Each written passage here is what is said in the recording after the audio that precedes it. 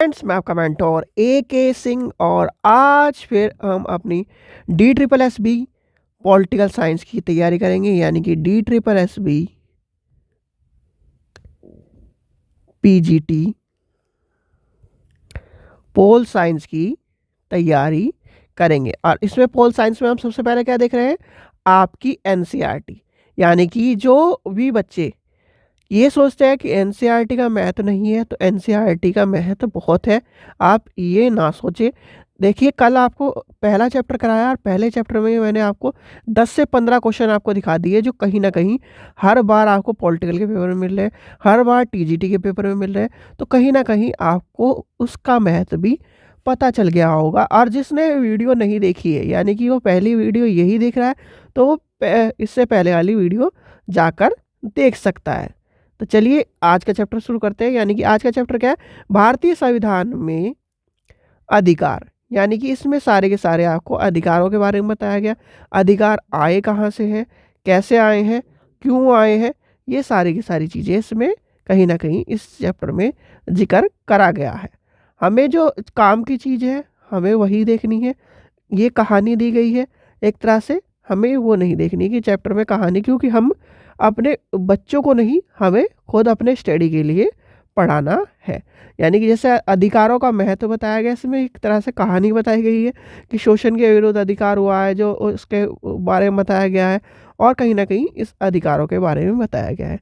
चलिए अब आगे आता है अधिकारों का घोषणा पत्र। अधिकारों का घोषणा पत्र में जो ऊपर जो एग्जाम, मतलब जो ऊपर जो कहीं ना कहीं अधिकारों के बारे में जो एग्जाम्पल दिया गया, उसी का क्या करा है, उपयुक्त उदाहरण दिया गया है, और कहीं ना कहीं एक घोषणा पत्र तैयार किया गया है कि ये अधिकार कहीं ना कहीं सभी को मिलने चाहिए। यानी कि संविधान द्वारा प्राप्त किए गए गए अधिकारों की ऐसी सूची जिसको अधिकारों की घोषणा पत्र कहते हैं। यानी कि सभी को अधिकार, मैं जैसे आपके एक तरह से मान के चलिए, आपने 10 रुपए के नोट से लेकर 500 के नोट पर आपने देखा होगा कि नहीं, लिखा रहता है मैं धारक को इतने रुपए का नोट यानी कि अदा करने की अनुमति देता हूँ, इस तरह लिखा रहता है। तो ऐसे ही क्या है, संविधान कहता है कि हम क्या है, सभी व्यक्ति के अधिकारों की रक्षा करने की बात करते हैं। ठीक है, चलिए आगे चलते हैं, आगे देखते हैं आगे क्या कह रहा है। आगे आता है भारतीय संविधान में मौलिक अधिकार। ठीक है, अब मौलिक अधिकार मैंने आपको बताया था, ये चीज़ आपको बताई थी कि 1 से लेके 4, 5 से लेकर 11, 12 से लेकर 35, 36 से लेकर 51 और 51A। 51A में क्या है हमारा, इसमें क्या है, इसमें क्या है, इसमें क्या है, इसमें क्या है, और यही कहीं ना कहीं सबसे ज़्यादा पेपर में आपको देखने को मिलेगा। पहले में क्या है, सारे क्या है, अपने इंडिया के बारे में बताएगा, नाम और ये सब चीज़ें। दूसरे यहाँ पर क्या है, नागरिकता है। यहाँ पर क्या है, हमारे कर्तव्य, यानी कि जो मौलिक कर्तव्य वो है। फिर उसके बाद आपका क्या है, इसके ये और देखो, जो आपके नीति निर्देश तत्व है वो है, और जो सबसे ज़्यादा आता है, फिर आता है इसका, यानी कि मौलिक कर्तव्य। ठीक है, एक मौलिक अधिकार और एक मौलिक कर्तव्य, दोनों चीज़ों का कर्तव्य जो हमें पालन करने, अधिकार जो हमें दिए गए हैं, ठीक है, कि उसको उल्लंघन करने पर अगर कोई ना कोई, जैसे कि हमारे अधिकार है, अगर कोई हमारे अधिकारों को छीनता है तो उसके खिलाफ कानूनी कार्रवाई होगी। ठीक है, चलिए आगे चलते हैं। इसमें क्या बताया गया, स्वतंत्रता की घोषणा के दौरान स्वतंत्रता आंदोलन के नेताओं ने अधिकारों का महत्व समझा और मांग की अंग्रेजी शासक को जनता के अधिकारों का आदर करना चाहिए। ठीक है, ये कहा गया, यानी कि किसने कहा, 1928 में मोतीलाल नेहरू यानी कि मोतीलाल नेहरू की समिति ने अधिकारों के घोषणा पत्र की मांग उठाई थी। ठीक है, अब ये यहाँ से क्या है, पूछा जाता है, अगर हम कहीं भी, जैसे कि मान के चलिए आप असिस्टेंट प्रोफेसर का एग्ज़ाम दे रहे हैं, तो वहाँ पर इस तरह का क्वेश्चन पूछा जाएगा, पर PGT में पूछा नहीं जाता कि कब उसकी मोतीलाल किसने मांग उठाई थी। तो पर आपको लिख लेना है, 1928 में मोतीलाल नेहरू ने की समिति ने अधिकारों के एक घोषणा पत्र की मांग उठाई थी। ठीक है, चलिए आगे चलते हैं। और कोई इसमें पॉइंट इम्पोर्टेंट नहीं है।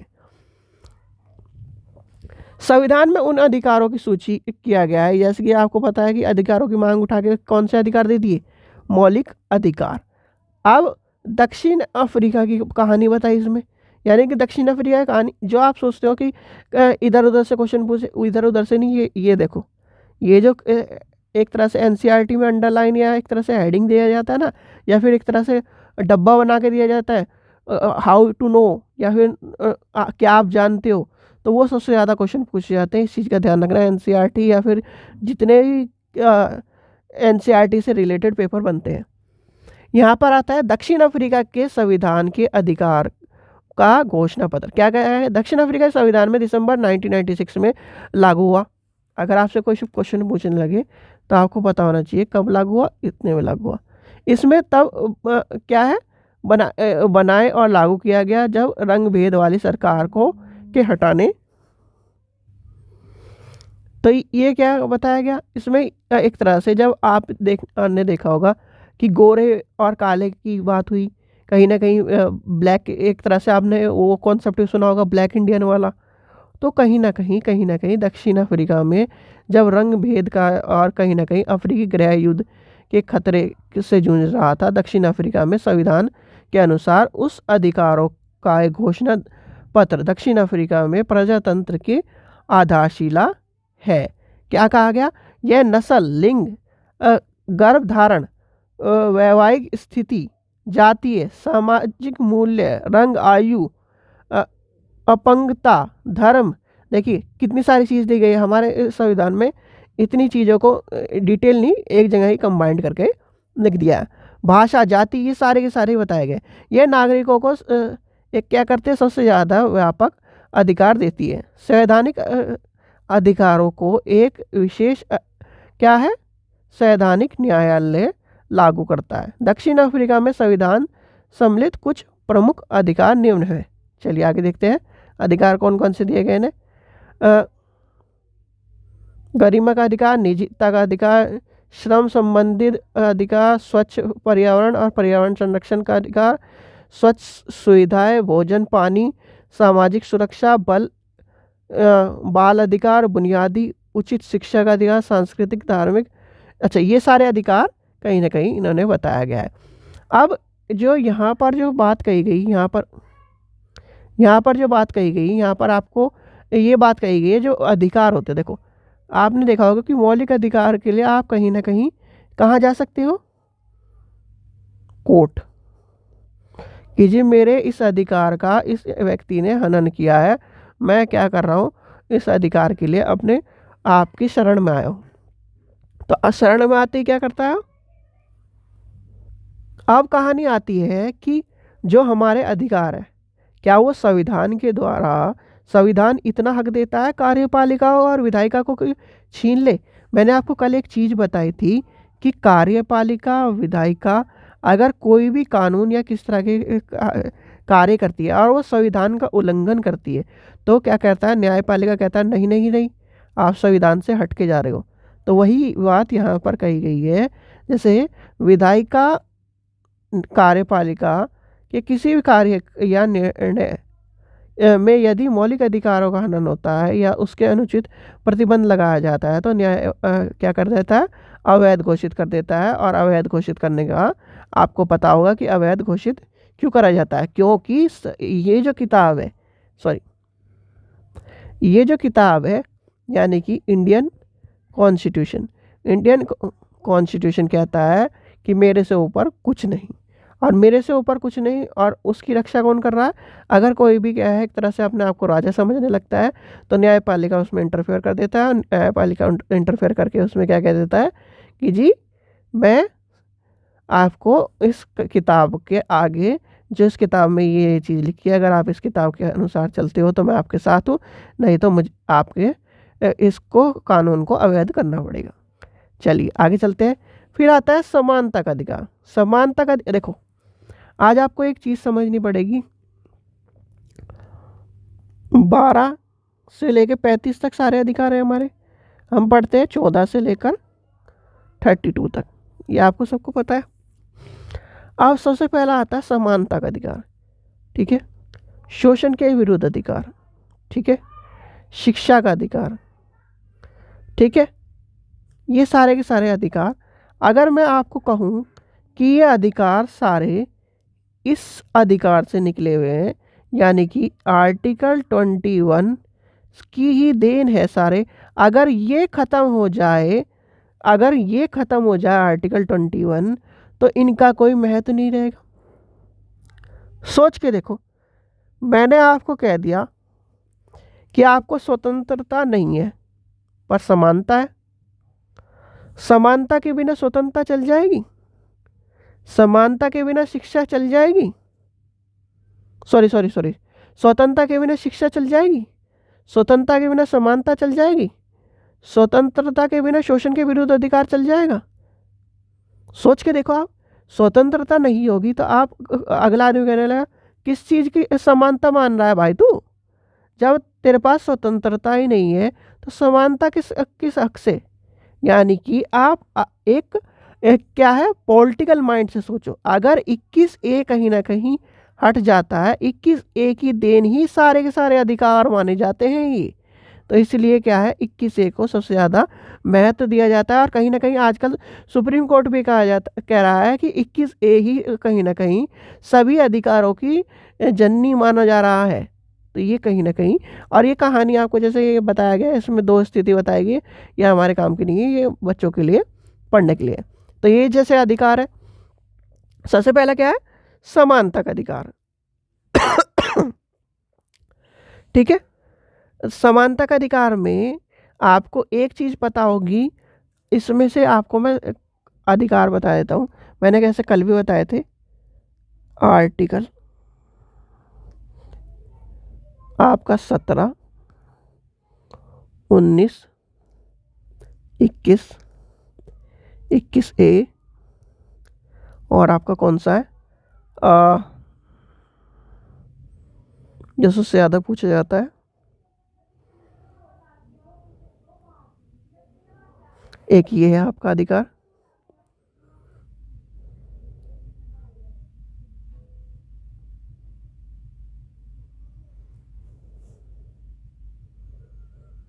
और धार्मिक, यानी कि धार्मिक, और धार्मिक ये नहीं पूछा जाता आजकल, जैसे कि आप ये सोचते होंगे ना कि पॉलिटिकल साइंस में पूछ लिया कि हाँ कि धर्म की स्वतंत्रता का अधिकार, ना ना ना, अब पूछा जाता है, कंडीशन दी जाती है ये, तो अब बताओ कौन सा अधिकार है। तो कहीं ना कहीं आजकल एडवांस चल रहे हैं, तो ये कहीं ना कहीं आपको पता होना चाहिए। समानता के अधिकार में क्या कह रहा है, सबसे पहला कह रहा है कानून के समक्ष समानता होनी चाहिए। ठीक है, क्या कहा, कानून के समक्ष समानता होनी चाहिए, कोई भी कानून से यानी कि समान या फिर अलग नहीं। फिर है धर्म, मूल, जाति लिंग। तो क्या है, ये सारे सारे आपको बताए गए हैं। भेदभाव नहीं होना चाहिए आपको किसी भी चीज़ को, दुकान खोलने का, ये कहीं ना कहीं ये बताया गया है। और ये वाला आजकल ज़्यादातर जैसे कि नॉर्मल, जैसे आप मान के चलते हैं कि ग्रेड जैसे नॉर्मल कलर के पेपर होते हैं ना, जो कहीं ना कहीं इस तरह से संबंधित होते हैं, तो उसमें ये वाला क्वेश्चन पूछे जा रहे हैं।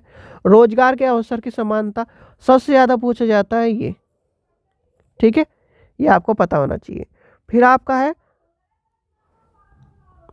आगे चलते हैं, अपराधों के लिए, एक तरह से ये वाला अपराध हो जाता है, अपराधों के लिए, जीवन की रक्षा के लिए, शिक्षा का अधिकार। ये क्या है, ये भी कभी कभी पूछे जा सकते हैं। अल्पसंख्यकों का अधिकार आज मतलब बहुत टाइम से पूछा नहीं जा रहा, पर अल्पसंख्यकों का अधिकार के बारे में पूछ लिया जाता है, तो आपको पता होना चाहिए। भाषा संस्कृति में अल्पसंख्यक, और कहीं ना कहीं शैक्षिक संस्थान में, यानी शैक्षिक संस्थानों में अधिकार तो मतलब ये नहीं पूछा जाता आर्टिकल कि क्या संविधान में इस तरह का प्रावधान है, और संविधान में या हाँ या ना इस तरह से करके पूछा जा रहा हो। ठीक है, चलिए आगे चलते हैं। 16 यानी अनुच्छेद 16(4), इस अनुच्छेद को कि कोई बात राज्य के पिछड़े हुए नागरिकों की कमी किसी वर्ग के पक्ष में जिनका प्रतिनिधित्व राज्य के राय में राज्य के अधीन सेवा के पर्याप्त नहीं है, नियुक्ति के पद के आरक्षण का प्रावधान करने से नहीं रोकेगी। मतलब कि क्या नाम ये नहीं कि हम आरक्षण ये इस तरह की चीज़ों के अनुसार व्यक्ति को रोक देंगे जी क्या नाम आप इस भर्ती के लिए नहीं हो, तो वो कहीं कहीं ना कहीं बताई गई है। आप एक न्यायाधीश है, तो न्यायाधीश के बारे में बताया गया, ये कहीं ना कहीं हमें नहीं पढ़ना है, ये बच्चों की चीज़ है। ठीक है, फिर आता है स्वतंत्रता का अधिकार, यानी स्वतंत्रता के अनुसार भी कहीं ना कहीं कहानी इनको बताई गई है। जो मेनली था हमने ऊपर पढ़ लिया था, आगे चलते हैं। स्वतंत्रता का अधिकार कहीं ना कहीं बताया गया, चलिए आगे देखते हैं।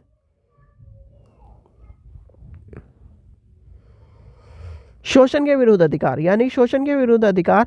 हाँ, शोषण के विरुद्ध अधिकार में दो कॉन्सेप्ट जरूर आते हैं। एक तो आपका ये कॉन्सेप्ट देखो, इसमें अभी मेरे को भी दिख गया यहाँ, ये वाला है, आपने देश में देखो इस अधिकार में आपको ये पता होगा कि 6 से 14 वर्ष तक के बच्चों को क्या कहाँ भेजना है, शिक्षा के अधिकार में, यानी कि 21A में। और ये कहीं ना कहीं शोषण का विरुद्ध अधिकार जो है 21A से जुड़ा हुआ है।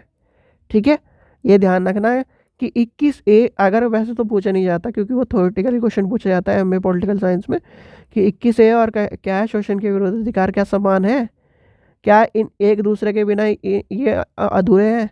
तो हाँ, ये एक दूसरे के बिना अधूरे हैं, क्योंकि शोषण के विरुद्ध अधिकार तभी पूर्ण होगा जब हमारा शिक्षा यानी कि 21A यानी कि शिक्षा के अधिकार को हम कहीं ना कहीं पालन करेंगे। और शिक्षा के अधिकार में हमें ये बताया गया है कि जो 6 वर्ष से 14 वर्ष तक की आयु के बच्चे हैं, उन्हें शिक्षा के अधिकार के द्वारा स्कूलों में शिक्षा प्राप्त करने देना चाहिए, ना कि शोषण के विरुद्ध अधिकार के द्वारा उन पे क्या है, बंधुआ मजदूरी या फिर एक तरह से बेगरों का काम कराना चाहिए। यानी कि यहाँ पर वही बताया गया आपका, शोषण के विरुद्ध अधिकार में हम अपने देश के बेगर बंधुआ मजदूर के रूप में देखते हैं। और इसी प्रकार एक शोषण में लोगों को दास के रूप में खरीदा या बेचा जाता था। आपने पहले पढ़ा होगा कि क्या होता था, दास जो क्या होते थे, लोगों को खरीदार बेचा जाता था।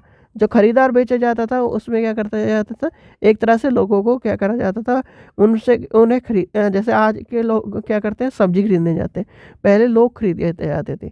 और ये कहीं ना कहीं पॉलिटिकल में कई बार आपने कॉन्सेप्ट पढ़ा होगा, पॉलिटिकल एमए हिस्ट्री वालों ने तो कई कॉन्सेप्ट पढ़े हुए होंगे कि लोग को खरीद के लिए आए जाते थे। जैसे कि मान के चलिए 1000 रुपये में खरीद लाए, इतने में खरीद लाए, तो कहीं ना कहीं वो जो कॉन्सेप्ट था वो दास प्रथा का कॉन्सेप्ट था।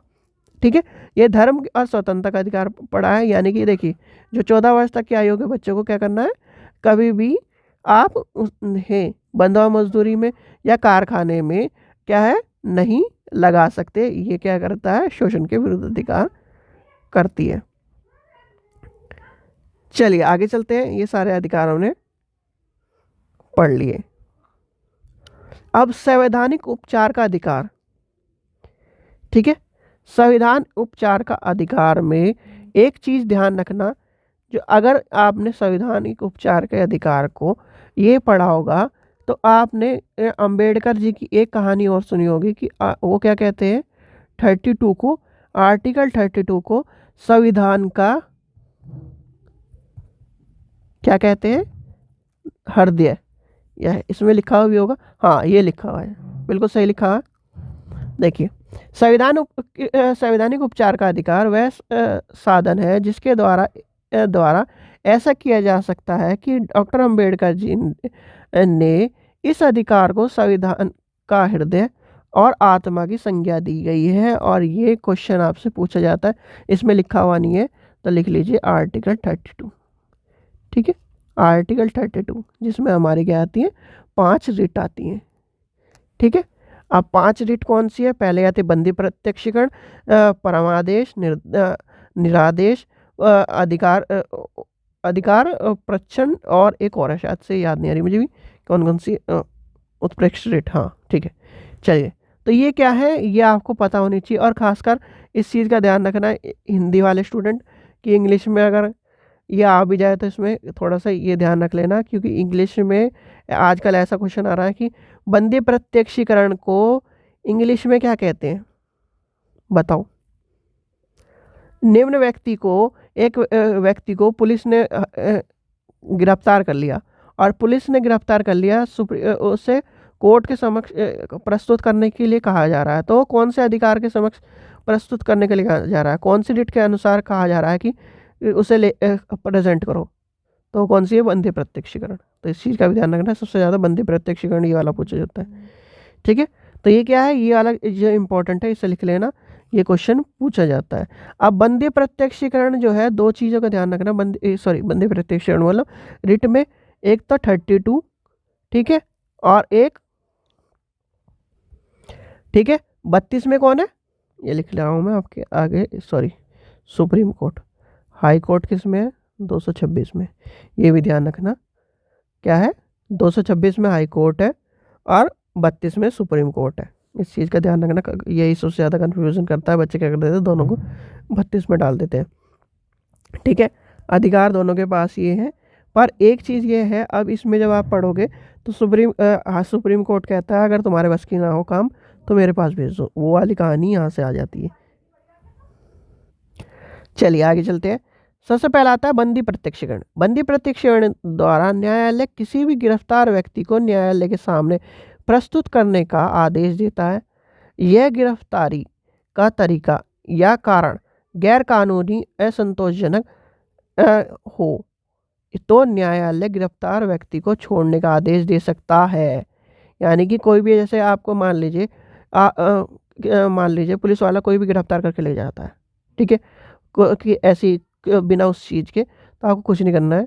पहले क्या करना है, एक तरह से ये मान के चलिए अपने आसपास के जो भी थाना हो या फिर कोई भी हो, सीनियर्स पे जाकर एक तरह से एक कंप्लेंट दीजिए। अगर वहाँ पर भी ना हो तो आप क्या कर सकते हैं, यहाँ पर सुप्रीम कोर्ट या हाई कोर्ट जा सकते हैं इस कारण से। ठीक है, चलिए आगे चलते हैं। फिर आगे आता है परम आदेश। परम आदेश क्या है?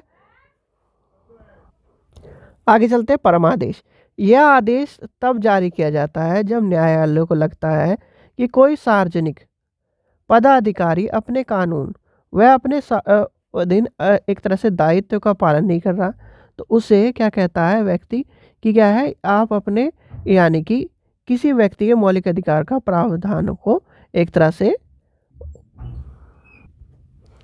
तो परम आदेश में यही कॉन्सेप्ट है। परम आदेश एक तरह से सुपीरियर होता है, और सुपीरियर मतलब जैसे कि आपको किसी भी गवर्नमेंट जॉब में हो, किसी भी चीज़ में हो, अगर आप, जैसे मान लीजिए अभी कोविड की महामारी थी, तो किसी ने ये कहा कि मैं काम नहीं करूँगा, तो ये उस टाइम पर यानी कि इस चीज़ का परम आदेश का उल्लंघन किया उसने, और उसे कहा गया कि आप परम आदेश के, यानी कि परम आदेश के द्वारा उससे कहा गया न्यायालय ने कि आपको ये काम करना पड़ेगा, नहीं तो आपके खिलाफ कानूनी कार्रवाई होगी। क्यों? क्योंकि वो कहीं ना कहीं, भाई जब उसे मुसीबत आ रही है तब तो उसे काम को छोड़ रहा है, और जब कहीं ना कहीं इस तरह की चीज़ नहीं है तो वो काम करने के लिए तैयार है, तो कहीं ना कहीं ये सब चीज़ें इसमें परम आदेश में होती है। फिर आता है निर्देश आदेश। ठीक है, यानी कि निर्देश क्या है, इसमें निर्देश दिए जाते हैं, निर्देश क्या है, आदेश हो गए। अब आगे चलते हैं, क्या है दूसरा, क्या है सेकंड, क्या है, एक मिनट, निषेधन आदेश। इसमें क्या होता है, जब कोई निचली अदालत अपने अधिकार क्षेत्र का अतिक्रमण करके किसी मुकदमे की सुनवाई करती है, तो ऊपर वाली अदालत यानी कि उच्च न्यायालय और सार्वजनिक यानी कि हाई कोर्ट और सुप्रीम कोर्ट उसे ऐसे करने से रोकने के लिए क्या करती है, उसे कहती है रुक जाओ, ये जो काम है आप गलत कर रहे हो और हमें दे दो। ठीक है, और फिर आता है अधिकार प्रश्न।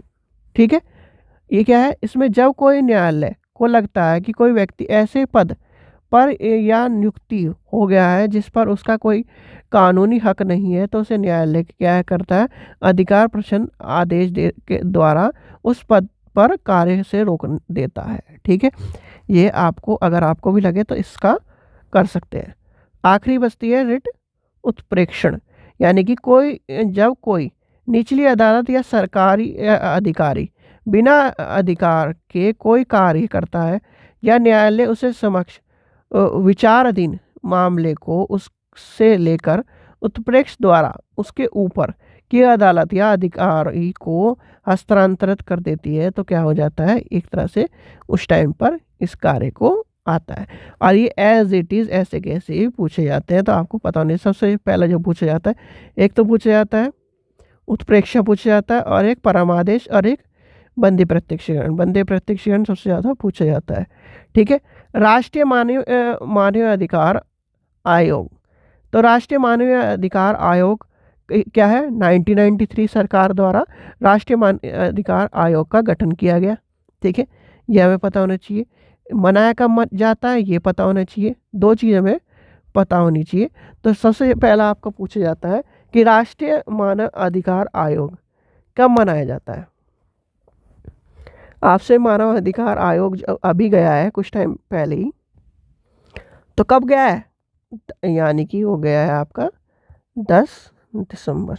ठीक है, ये भी आपको पता होना चाहिए। चलिए आगे चलते हैं और देखते हैं राज्य के नीति निर्देश तत्व। अब नीति निर्देश तत्व में कहाँ से शुरू होती है कहानी?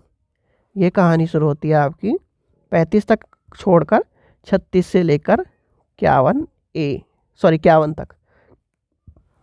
ठीक है।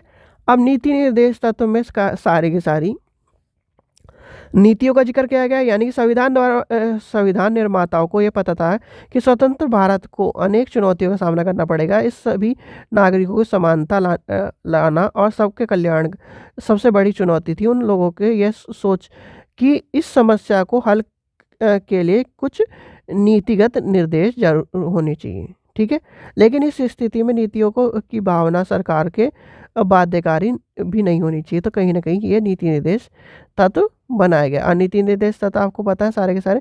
नीति निर्देश तत्व क्या है? नीति निर्देश तत्व की एक सूची क्या है? वह लक्ष्य और उद्देश्यों को एक समाज के रूप में हम स्वीकार करते हैं। वह अधिकार जो नागरिकों को मौलिक अधिकार के अलावा मिलते हैं, वह नीति जिनको सरकार द्वारा स्वीकार किया जाता है। और कहीं ना कहीं एक चीज़ आप देखो, मौलिक अधिकार कभी भी आपके छीने नहीं जा सकते।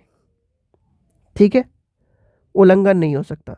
जैसे कि मान के चलिए समय समय पर सरकार कुछ नीति निर्देश सत्र लागू करने का प्रयास करती है। अनेक जमींदारी उन्मूलन कानून, बैंक की राष्ट्रीयकरण का एक तरह से ये सारे के सारे आपकी क्या है, मजदूरी निर्धारित करना, कुटीर उद्योग करना, तो ये कहीं ना कहीं आपके नीति निर्देश तत्व में इंक्लूड है।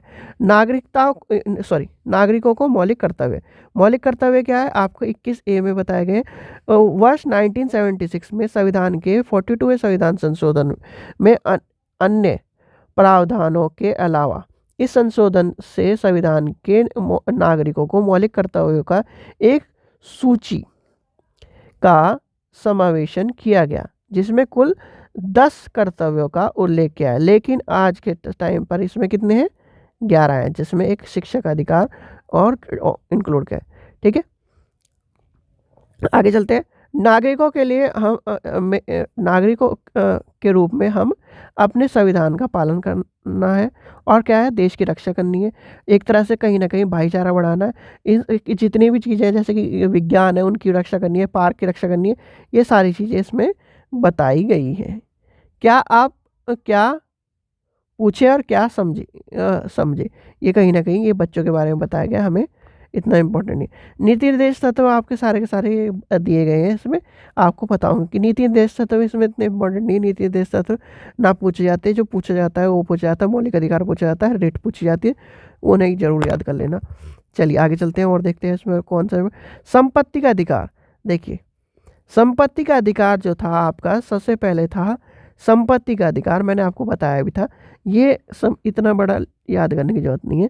जो संपत्ति का अधिकार था आपका, जो हमारे मौलिक अधिकार थे, पहले थे 6 की जगह 7। ठीक है, मौलिक अधिकार थे 7। फिर क्या हुआ, जो कहीं ना कहीं भूमाफिया और इस तरह के जो काम होने लगे, तो उस अधिकार को हटा के कहाँ डाल दिया? इधर डाल दिया 300K में, यानी कि 300A में। ठीक है, और 300A में कब डाला गया? ये डाला गया संविधान के 44वें संविधान संशोधन द्वारा। यानी कि ये क्या कहा गया?